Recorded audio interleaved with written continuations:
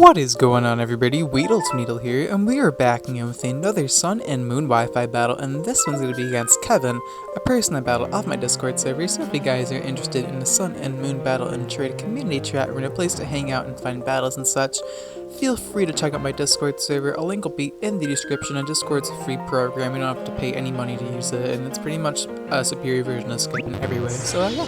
Anyway, me and Kevin are having a rarely used battle today, as Kevin's team is looking pretty damn fat actually. He has Miltank, Dhelmise, Florges, Toxicroak, Moltres, which aren't really tanks obviously, but they're offensive, and Gastrodon, so a pretty bulky looking team and threatening at that.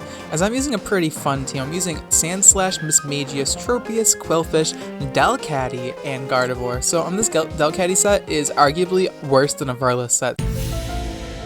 Worse than a Varlas set. Those words, is it possible to use them in a sentence together like that? So look forward to what this Delcatty has in store for you guys. So turn 1, I'm going to lead off with my Sandslash, as my opponent is going to lead off with the Miltank.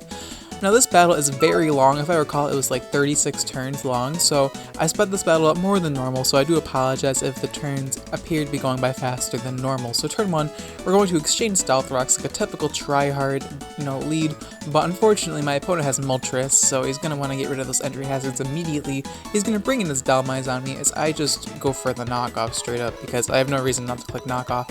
Literally, knockoff anything will be beneficial to me, so we're able to knock off the Assault Vest off the Dhelmise, which is pretty handy now that I know he was Assault Vest.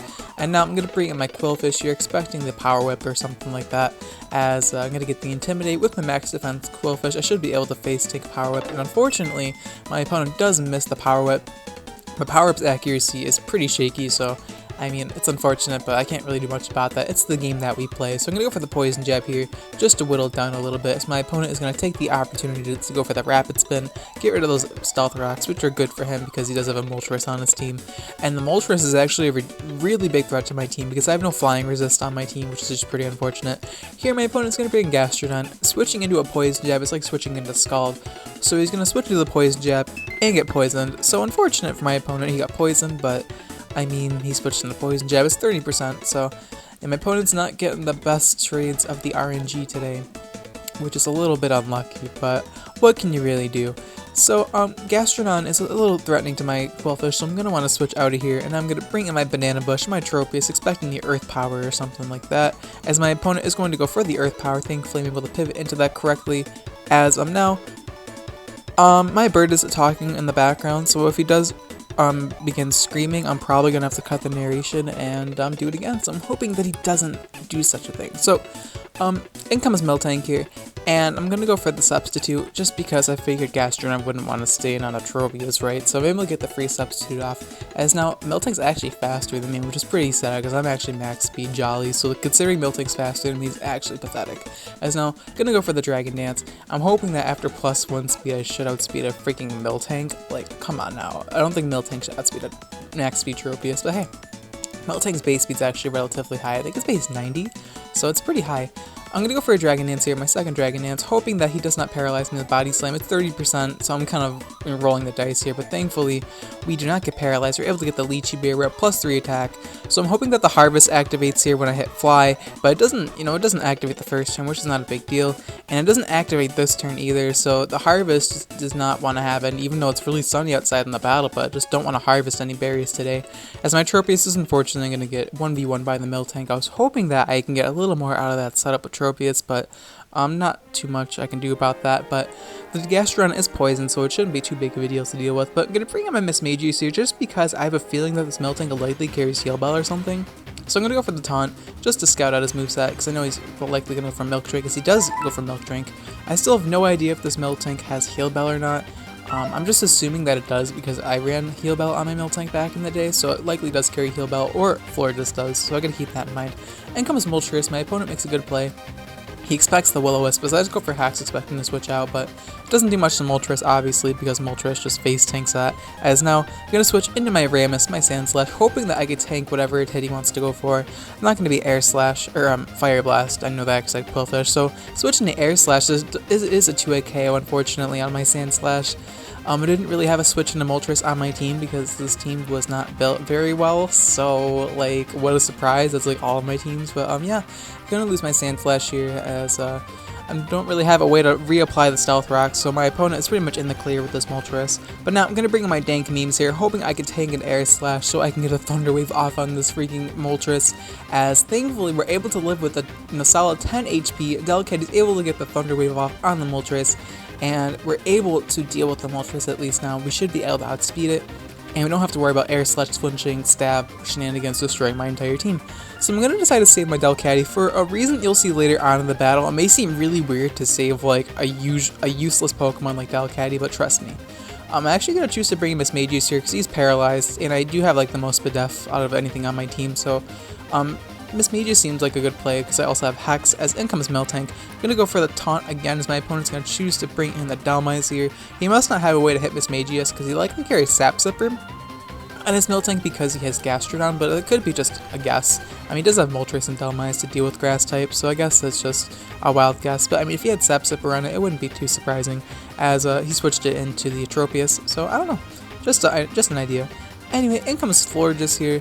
Shiny Florges looks really cool, in my opinion. I think it looks awesome. Anyway, gonna bring in I'm Edible, my Quillfish here, to switch into the Moonblast or wherever my opponent wants to go for. Get the nice Intimidate, as Florges is just gonna choose to go straight from the Moonblast. Not too surprising there. He just wants to chunk whatever.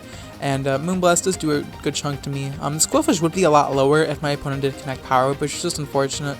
But I can't do much about that, sadly. So here I'm going to double switch out into my Gardevoir, expecting the switch into Miltank because I want to kill off this Miltank because I figured that it's just my best play, and he's not going to stay in on the Florges because I've already revealed Poison Jab. So he's going to switch out and bring in Miltank, and I'm hoping to God that he just stays in Miltank here because I'm lefties, so it shouldn't look too threatening, so maybe he'll stay in and try to go for Body Slam Para. So I'm just hoping to God that this Gardevoir can just put its hands together and connect a Focus Blast, as thankfully Caseytron connects the Focus Blast, and we're able to knock out the Miltank. So down that thing goes. That means the potential Heal Bell is gone, and now all we have to worry about is Florges getting off this Aromatherapy, but I don't know, something tells me that the Miltank was the Heal Bell user because it also had Stealth Rock, so it's probably a support bot Miltank set. But anyway, I'm going to bring in my Quillfish here to get the Intimidate off on the Toxicroak. This thing's a massive threat to my team as well, because my Sandslash is dead and my Quillfish is weakened. My opponent just decided to go for Swords Dance, not what I was expecting, but it worked because in comes Quillfish, get the Intimidate, so now he's only at +1, and I should live any hit he wants to go for, but then I see the Z move and I'm like, oh no, but it looks like the Poison Z move, so I should be able to live it, because, you know, I do resist it, but we'll see. He's going to go for Acid Downpour, throw the acids at me, and I'm going to get enveloped in the, you know, acid and stuff. And I'm hoping Quillfish can live this, as we're able to live it with 7 HP. I was not expecting that, but we're able to live, able to get the Thunder Wave off, some Yellow Magic going in his direction, as now this Toxicroak's also paralyzed, which means that my Gardevoir should be able to outspeed it, which is good. So I'm going to choose to save my Quillfish now because Intimidate could be handy, and I'm going to bring in my Mismagius here, expecting the Gunk Shot or whatever move we wanted to go for, as unfortunately he does get paralyzed. Not much I can do about that. As here he does go for Sucker Punch, I believe, because he outsped me, as now I'm going to go for my Z move, which is actually just Z Memento, not anything too spicy. But Z Memento Mismagius is actually pretty good in my opinion. Definitely better Z move options for Mismagius, but it definitely makes a decent Z Memento user in my opinion. So we're able to lower the Toxicroak's offensive stats a lot and sacrifice Mismagius' life to bring back not Quillfish, but dank memes, the Delcatty. Now you may be like, why?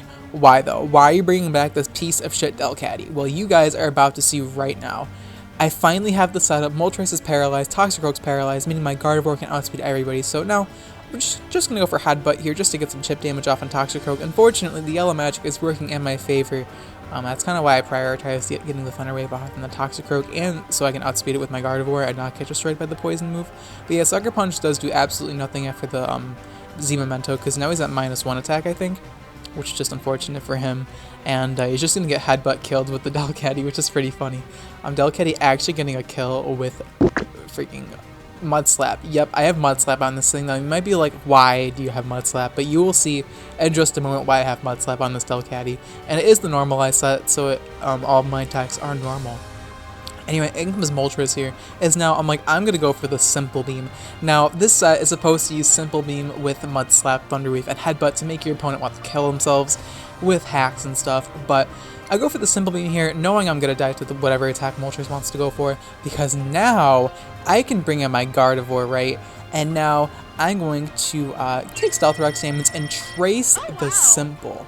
Now this is where my opponent probably realized that he done goofed, because now I'm able to go for the Calm Mind, and if you guys don't know what Simple does, it doubles your stat changes, so instead of getting +1 in special attack and special defense, I'm going to get +2 in my special attack and special defense stats, as unfortunately Moltres gets the short end of the stick when it comes to yellow magic. I'm getting pretty lucky in this battle, no lie, but that is because I'm using Delcatty, so that's just like its hidden ability.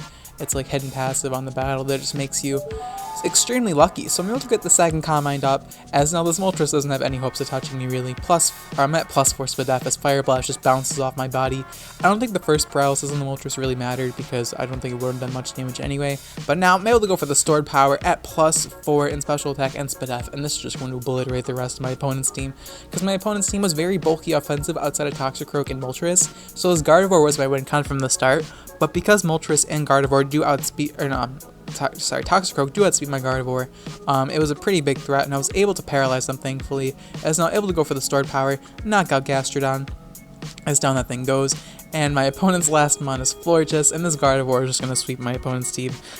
It was a long, fought-out battle, but Gardevoir does end up winning in the end, thanks to Delcatty. I think if I didn't have Delcatty in this game, Gardevoir would have been useless, but this is what the setup was based around, the Simple Beam and tracing around the Simple.